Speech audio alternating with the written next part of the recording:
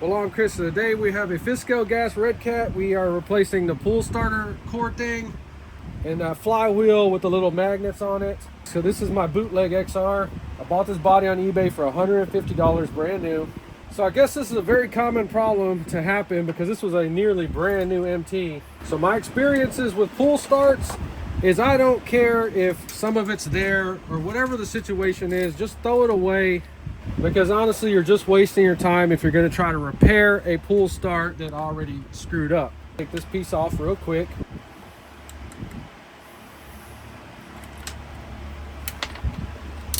So the pull start piece comes off with no problems, and you can see it's still intact. So we'll look at a brand new one and show you why it's pointless to try to mess with these. As you can see, this one's not doing what it's supposed to do. Okay, so these are about $20–25 on Amazon. That's where I've been buying these. Let's look at the old one. So you can tell that this one is quite worn out. And the reason we're not going to try to fix it is because with little hand motion, you can turn it and see what the mechanism is supposed to do. So it shoots that up. I'm not pushing that up. And that's why we're not messing with this one, because when we go through that motion, it's not pushing it up. So it's worn out, broke, so it should come with new screws. I like to reuse old screws and keep new screws, but this is not the only thing we have to change. That's a simple fix. We have to change this aluminum flywheel, but this was around $25 on eBay and it came with the puller. You don't need a puller if this is bad. Oh my God, all the freaking Allens on this engine are standard. So we have 2 coarse thread Allens on the top and then 4 machine screws around here. Just get them all off. And then you have 2 at the bottom with spacers, so be super careful. So this one that previously blew up, something came off in there and I had replaced it, but the one I replaced it with had a crack in it and it had ripped the freaking wire end off right here, knocked all those teeth off on both sides. So you can put a screwdriver, hold this with your hand somehow, and this is 12 or 13 millimeter right here. And it's just a standard right hand thread nut. So lefty loosey, righty tighty. So whenever you get that screw off, now you need to pay attention to it because there's this little keeper or key in there that can fall out and get lost. Let's see if the new one has it in there. I think it does have it in there. It might. Oh, it does. It has it in there. Okay, so never mind. If you buy a new one, it has a little key in there.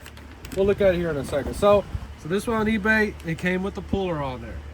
So we'll show getting the puller set up, but if this thing is trash right here, you can knock it off. You're not going to hurt anything. If you flip the car over, you can look through the engine and you'll have a place on there that you can put a punch or use whatever you feel like using. This one should be long enough.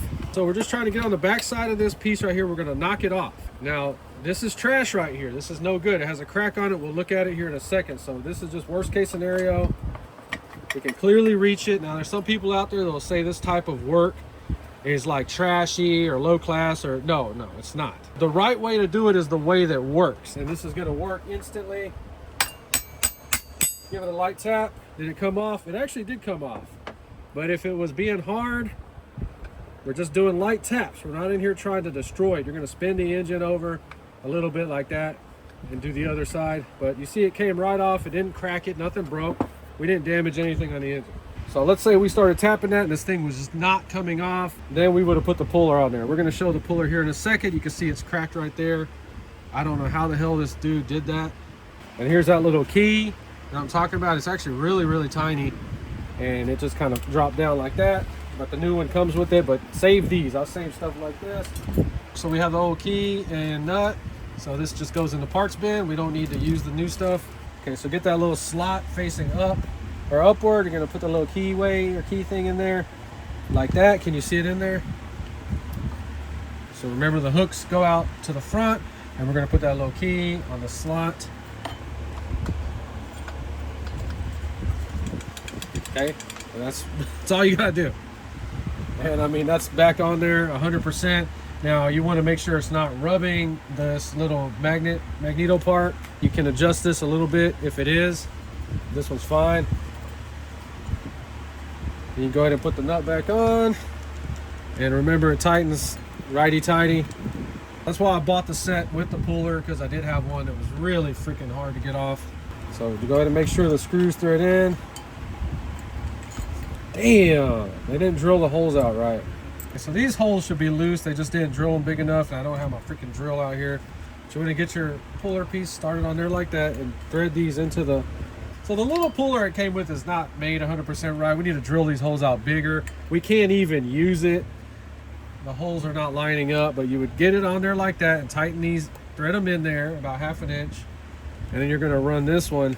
So that when these two threaded in there, then you're gonna run this one down and it'll slowly just start to pull the pulley off. And it works really, really good every single time. But sorry, I gotta drill these out and I don't have my freaking drill out here. I got my bits. But so when you buy your pulley, try to get one with the puller. It was still $25. This is awesome.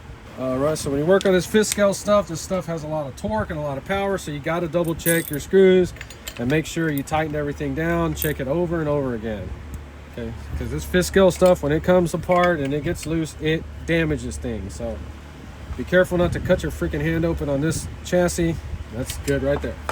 Just double check it, make sure it's not hitting that little magnet part. So what I think happened to the other one is that the screw came loose. It should be really tight and it should be thread locked in there. And just remember on your pull starter, it's with light pressure. We're using our pinky. It should easily pull up. You don't have to jerk this thing real hard. You don't have to do nothing crazy. Just make sure it does that. Remember, this Redcat has standard and metric. So when I do this work, I get all the screws in there just kind of loose before I tighten anything down. And remember the two at the bottom with the spacers.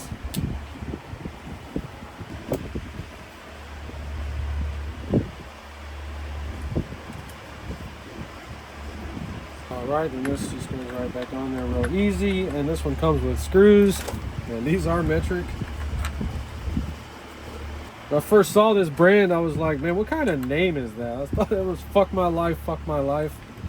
When you start your fifth scale, you have to remember you don't have to pull this like a dumbass, and you don't have to pull it fast. I don't know why it happens. I do it too. I swear I do it too. I'll start pulling it real fast. I don't know why. Just because I talk shit in a video about something doesn't mean that I've never done it. That's why I talk shit in the video, because I'm trying to help you not make the same mistakes that I did. Or at least go your whole life and then realize, hey, I didn't have to pull it like that this whole time. So the fifth scale book is a bunch of shit. I don't know who wrote it. I do live in Houston, Texas, if the climate is any concern to you. But whenever you prime this bulb, as soon as it fills up, and it'll usually fill up almost to the top, stop. If you prime it any more than that, you can flood this whole damn thing over. This is a very sensitive carburetor. These carburetors are actually badass. I really like them now. I thought they were goofy when I first started messing with them. I have videos on my channel if you're having trouble starting your fifth scale gas. I show you how to go back and find zero on your throttle. If you don't know what that means, you probably will never figure out these engines. And we have our needles at factory. So the best thing about fifth scale that I love is that that gas can sit in this tank for a very long time. This has been in there for over a year. Choke on, choke's on. Remember, we don't have to pull like an idiot.